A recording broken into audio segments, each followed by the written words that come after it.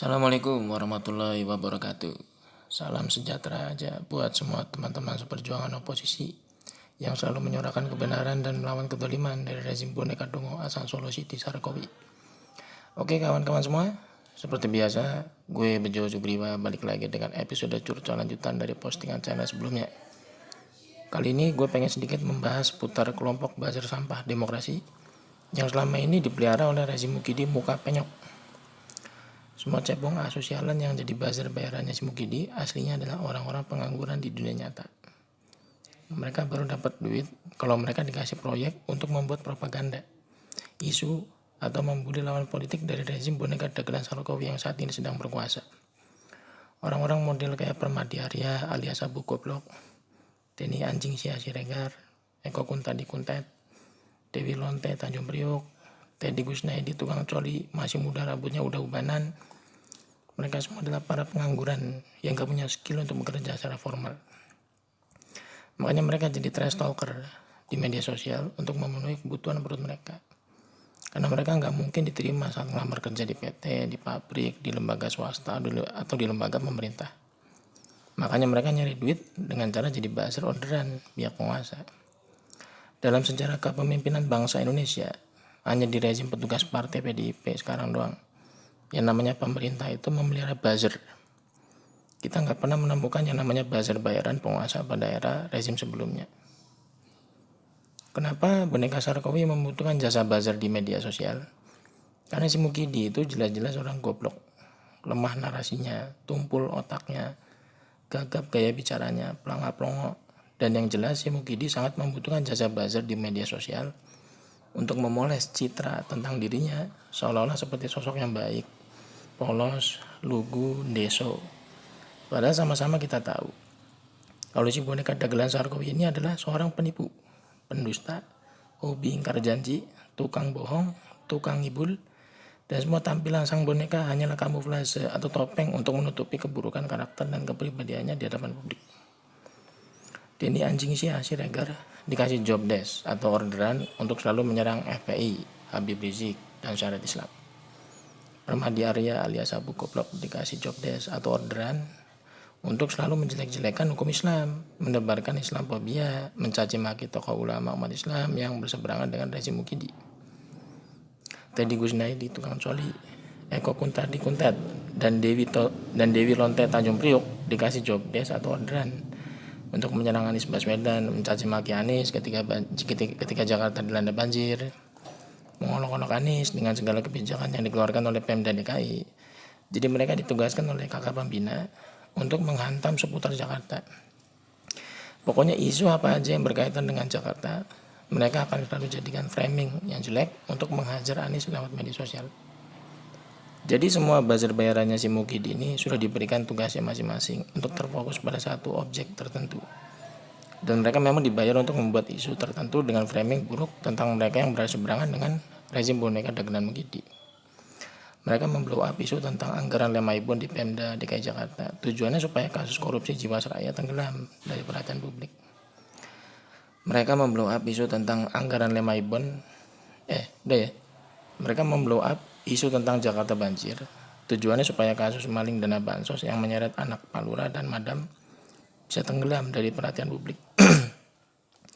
Mereka memblow up isu tentang penebangan pohon mahoni di Monas. Tujuannya supaya kasus suap KPU yang menyeret nama Sekjen PDIP si Hasto Mencret bisa dilupakan oleh masyarakat Indonesia. Mereka memblow up isu tentang Nisa Sabian yang katanya jadi pelapor.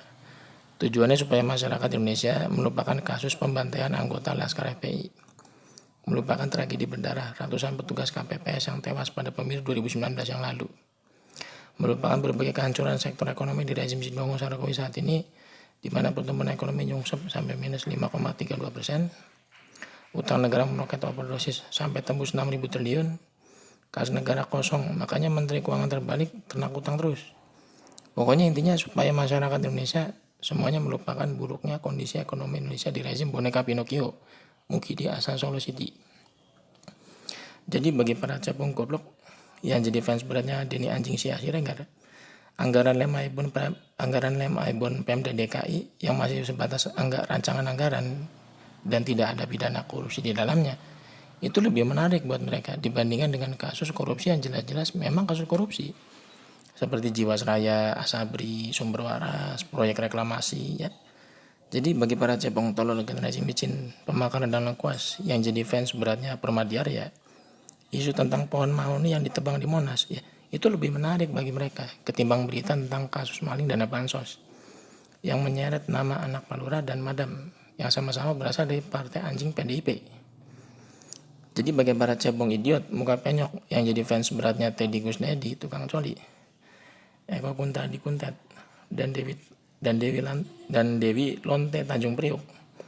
Bagi mereka itu isu tentang Jakarta banjir itu lebih menarik dibandingkan dengan peristiwa banjirnya Surabaya, banjirnya Semarang, banjirnya Banten, banjirnya Bogor, banjirnya Bekasi. Pokoknya kalau yang kena banjir Jakarta, wah mereka seneng banget tuh. Sampai jingkrak-jingkrak kayak orang kehilangan akal. Kalau bikin postingan tuh di akun medsos mereka tuh. Makanya bener juga sih kalau ada meme di medsos yang ada gambarnya si Mukidi lagi megang kartu pintar ya. Kenapa sih Mukidi mengeluarkan kartu pintar? Ya, karena dia tahu pendukungnya bodoh semua. Lah kurang bego gimana coba pasukan cebong asosialan pendukungnya si Mukidi ini. Lawang isu atau propaganda yang dibikin sama buzzer bayarannya Sarkowi malah mereka jadiin kiblat informasi. Padahal jelas-jelas propaganda yang dibuat sama buzzer bayarannya si Mukidi itu hanya untuk mengalihkan perhatian publik dari bobroknya kondisi bangsa Indonesia semenjak dipimpin sama tukang mebel yang jadi alumni dari UGM, Universitas Goblok Menaun maksudnya, bukan Universitas Gajah Mada ya. Saya juga sampai kehabisan kata-kata loh buat menggambarkan bagaimana tingkat ketololan dari para pendukung setia fanatik dari boneka dagelan Mukidi ini. Bingung aja gitu, kok ada gitu pendukung presiden tapi setolol itu. Perasaan pendukungnya Pak Harto juga ada, pendukungnya SBY juga ada, pendukungnya Habibie juga ada kok. Tapi mereka nggak pernah tuh sampai kehilangan akal pikiran karena mendukung presidennya dalam mereka. Ya, ada yang nggak benar di rezim Pak Harto, mereka koreksi. Ada yang kurang bagus di rezim SBY, mereka kritisi. Ada yang gagal di rezim Habibie, mereka koreksi. Ya, jadi cuma pendukung fanatiknya boneka Sarkowi doang yang benar-benar gobloknya nomor wahid alias juara gobloknya. Karena mau Sarkowi ngeluarin kebijakan yang ngawur, bikin sengsara rakyat, bikin bangkrut keuangan negara, tetap aja mereka bela setengah modal. Sampai mereka jadikan idola dari dunia sampai alam kubur.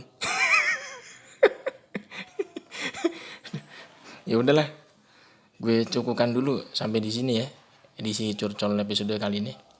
Jangan lupa buat teman-teman yang belum subscribe dong channel gue ini ya. Biar salah satu channel oposisi ini bisa lebih berkembang lagi ya.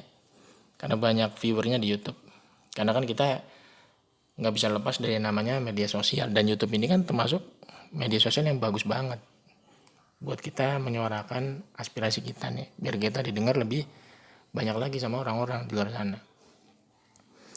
Terus ya jangan lupa juga sih kasih like dan tinggalin komen lo semua di kolom komentar biar makin ramai channel punya gue ini. Oke.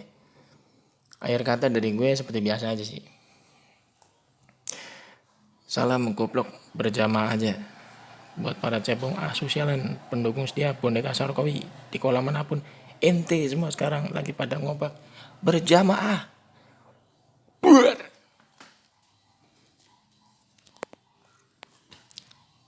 Assalamualaikum warahmatullahi wabarakatuh. Sana sini orang menjerit, harga-harga selangit, hidup yang sulit.